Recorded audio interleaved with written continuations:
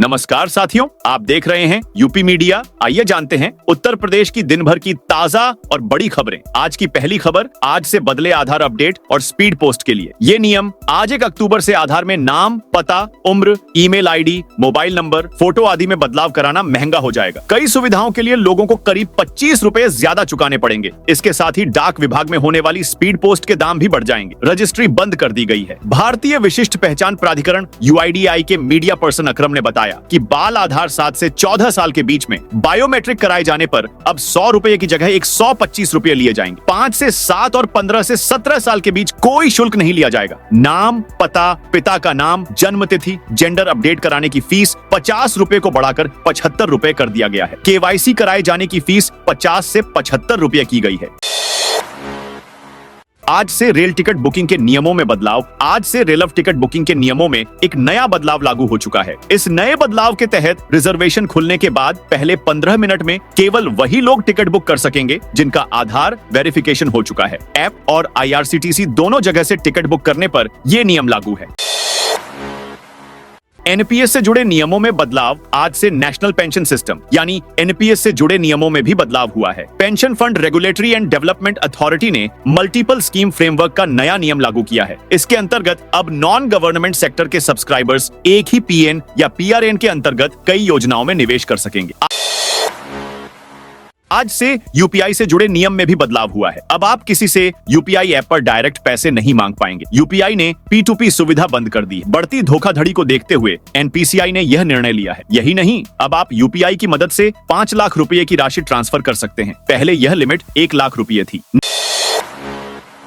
Naini central jail में बंद mafia Atiq Ahmad के बेटे अली को भेजा गया झांसी। जिला जेल माफिया अतीक अहमद के बेटे मोहम्मद अली को केंद्रीय कारागार नैनी से झांसी जिला जेल स्थानांतरित कर दिया गया है। इस संबंध में शासनादेश देर रात नैनी जेल में पहुंचा था। बुधवार को सुबह करीब 7:30 बजे भारी सुरक्षा बल की मौजूदगी में अली अहमद को लेकर जिला जेल झांसी के लिए रवाना कर दिया गया। आयुष्मान कार्ड धारकों को निजी अस्पतालों में भी मिलेगी निशुल्क OPD की सुविधा। आयुष्मान कार्ड धारक मरीजों को निजी अस्पतालों की OPD में भी निशुल्क OPD की सुविधा मिलेगी। कुछ निजी अस्पतालों में आयुष्मान कार्ड पर मुफ्त इलाज के बजाय सिर्फ दरों में छूट मिलेगी। ये सुविधा देने वाला उत्तर प्रदेश पहला राज्य है।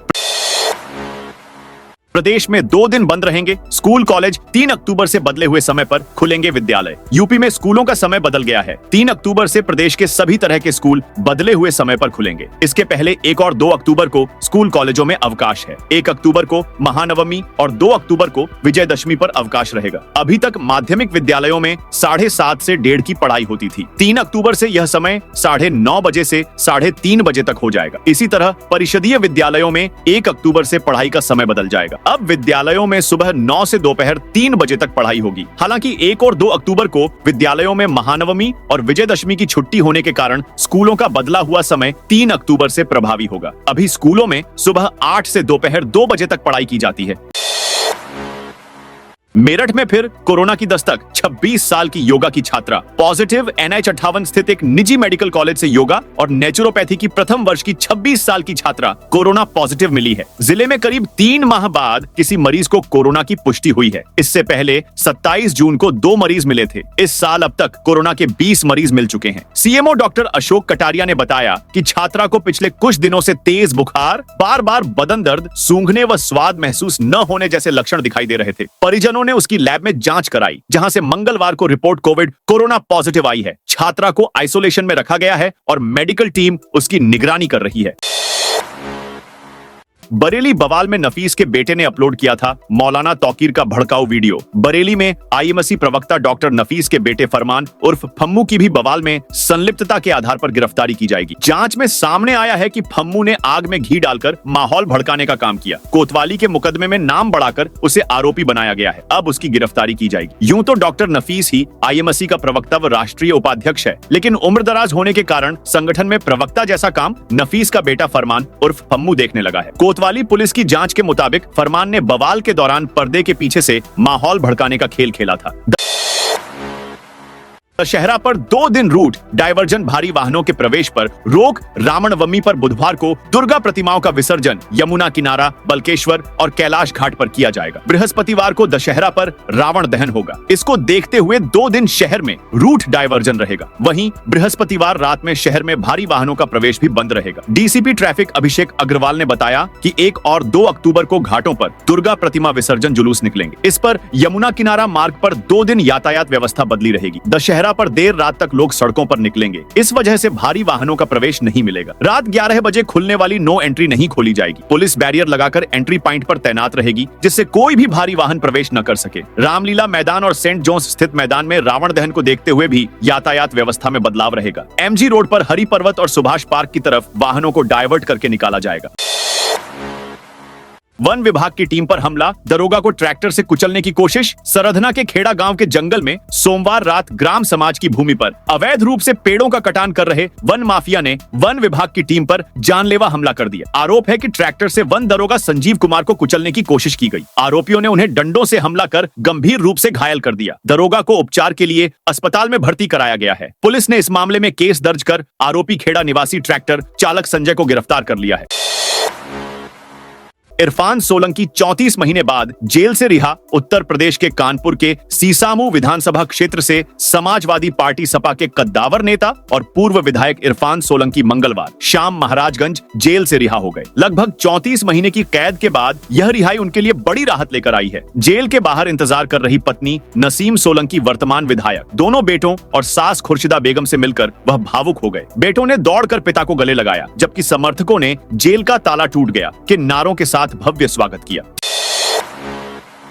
त्योहारी सीजन में कंफर्म टिकट को लेकर राहत भरी खबर। त्योहारी सीजन में ट्रेनों में सीटों के लिए मारामारी की स्थिति है। ऐसे में यात्रियों को राहत देने के लिए उत्तर रेलवे की ओर से विभिन्न रूटों की 10 ट्रेनों में सीटों की संख्या जारी की गई है। 1 अक्टूबर से प्रभावी इस सूची में हर ट्रेन में खाली सीटों की जानकारी दी गई है। बताया गया कि वंदे भारत एक्सप्रेस, शताब्दी एक्सप्रेस ट्रेनें समय से चल रही हैं, जिनमें सीटें खाली हैं। बृहस्पतिवार को बदली रहेगी शहर की ट्रैफिक व्यवस्था। राष्ट्रपिता महात्मा गांधी की जयंती पर होने वाले माल्यार्पण कार्यक्रम के मद्देनजर बृहस्पतिवार को हजरतगंज इलाके में यातायात व्यवस्था बदली रहेगी। मंगलवार को यातायात पुलिस ने डायवर्जन प्लान जारी किया। डायवर्जन सुबह 6 से कार्यक्रम समाप्त होने तक लागू रहेगा। बंदरियाबाग चौराहा से राजभवन, डीएसओ चौराहा, हजरतगंज चौराहा, जीपीओ पार्क, विधानसभा की ओर सामान्य यातायात नहीं जाएगा। ये यातायात लाल बत्ती चौराहा, कैंट या गोल्फ क्लब चौराहा, गांधी सेतु होकर जाएगा। अपॉइंटमेंट। स्वास्थ्य मंत्री ने दी मरीजों को बड़ी सौगात। प्रदेश की स्वास्थ्य सेवाओं में एक और क्रांतिकारी बदलाव करते हुए सरकार ने मरीजों को लाइन में लगकर समय बर्बाद किए बिना घर बैठे डॉक्टर से अपॉइंटमेंट लेने की सुविधा उपलब्ध करा दी है। यह सुविधा आयुष्मान संपर्क कॉल सेंटर के जरिए शुरू की गई है। इसके माध्यम से मरीज अब अपने घर से ही डॉक्टर का समय ले सकेंगे। इस नई पहल की घोषणा उप मुख्यमंत्री व स्वास्थ्य मंत्री ब्रजेश पाठक ने रविवार को की। उन्होंने कहा कि मरीजों को अब अस्पतालों के बाहर घंटों लंबी लाइनों में लगने की जरूरत नहीं होगी।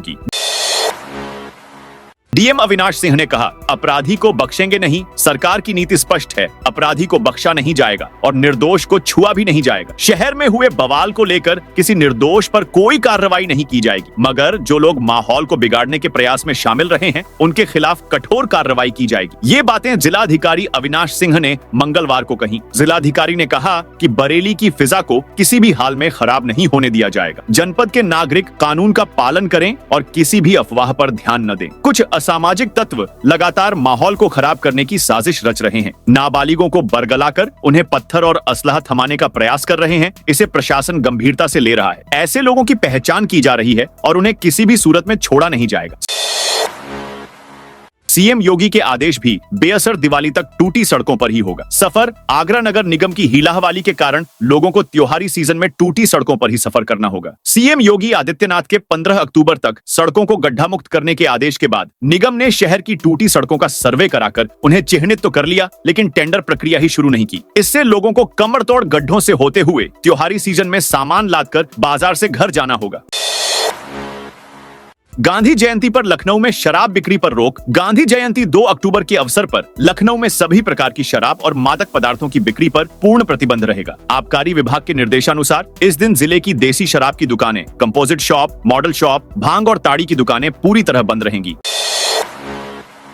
मुरादाबाद जिले में 82,000 से अधिक मतदाता मिले। डुप्लीकेट त्रिस्तरीय पंचायत चुनाव के लिए EBLO ऐप के माध्यम से मतदाता सूची का पुनरीक्षण अब 6 अक्टूबर तक होगा। सोमवार को इसकी अंतिम तिथि थी, जिसे बढ़ा दिया गया है। ADM प्रशासन का कहना है कि इस संबंध में सभी BLO को निर्देश दिए गए हैं। मुरादाबाद जनपद में 900 से अधिक BLO घर घर जाकर मतदाता सूची का सत्यापन कर रहे हैं। इसमें वह नाम जोड़ने, हटाने और संशोधन करने आदि का ऑनलाइन डाटा दर्ज कर रहे हैं। 29 सितंबर की दोपहर तक EBLO ऐप पर 2,32,734 मतदाताओं की प्रविष्टियां दर्ज की गईं। बिहार चुनाव के जरिए सियासी जमीन मजबूत कर रहे आकाश आनंद बीते 3 दशक से बिहार में अपनी जड़ें जमाने की कोशिश में जुटी बहुजन समाज पार्टी इस बार आकाश आनंद के जरिए अपनी सियासी पकड़ को मजबूत करने की कवायद में जुटी है। इस अवधि में बसपा के कई विधायक बने, लेकिन किसी ने भी पार्टी का लंबे समय तक साथ नहीं दिया और सत्तारूढ़ दल का दामन थाम लिया। बीते चुनाव में जीते इकलौते विधायक जमा खां भी इसी परिपाटी पर चले। यही वजह है कि इस बार बिहार चुनाव की कमान बसपा सुप्रीमो मायावती ने अपने भतीजे आकाश आनंद को सौंपी है। BLO ने बना डाले फर्जी वोट नाबालिग भी बना दिए। मतदाता त्रिस्तरीय पंचायत चुनाव के मतदाता पुनरीक्षण के लिए गांवों में घर घर जाकर सर्वे करने वाले बूथ लेवल ऑफिसर पर फर्जीवाड़े के आरोप लग रहे हैं। ग्राम पंचायत मुखरई के प्रधान ने DM से शिकायत की है कि BLO ने 45 फर्जी मतदाता सूची में जोड़ दिए हैं, जिन्हें 2021 के चुनाव में सूची से हटाया गया था। प्रधान मानवेंद्र सिंह ने बताया कि सूची में जोड़े गए 45 मतदाताओं में कई नाबालिग हैं। कुछ लोग राजस्थान के रहने वाले हैं, जबकि कुछ लोगों के नाम रजपुरा व अन्य पंचायतों की सूची में दर्ज हैं। ऐसे में BLO ने बड़ी लापरवाही की है।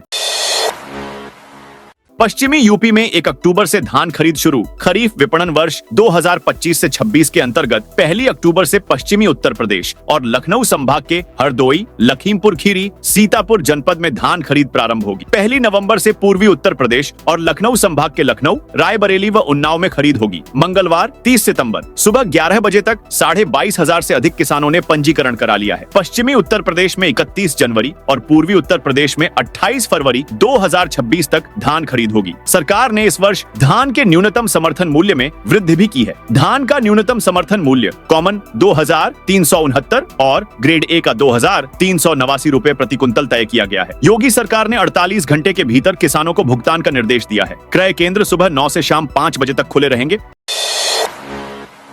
जेल से लौटे आजम खान का खुलासा। मैं सियासत में नहीं आया। 23 महीने सीतापुर जेल में रहने के बाद सपा के वरिष्ठ नेता आजम खान ने अपने राजनीतिक जीवन के शुरुआती दौर की यादें ताजा की। उन्होंने कहा कि वह जहां उंगली रखते थे, मुलायम सिंह यादव वहां साइन कर देते थे। यह वह समय था जब मुलायम सिंह यादव मुख्यमंत्री थे और आजम खान कैबिनेट मंत्री। आजम ने उस महिला का भी नाम लिया जिसने उन्हें सियासत में आगे बढ़ाने में मदद की थी। आजम खान ने बताया कि उनका इरादा सियासत में आने का नहीं था। वह LLM कर रहे थे और फाइनल सेमेस्टर में थे। यूनियन के सेक्रेटरी होने के बावजूद इमरजेंसी के दौरान उन्हें जबरदस्ती राजनीति में खींच लिया गया। उन्होंने कहा, मैं बच्चों को पढ़ाना चाहता था, मुझे नौकरी लग रही थी। सियासत में आने का फैसला मेरी मर्जी का नहीं था। तो दोस्तों, ये थी आज यूपी के सभी जिलों की खबरें। आप इस वीडियो को कौन से जिले से देख रहे हैं, उस जिले का नाम बताइए।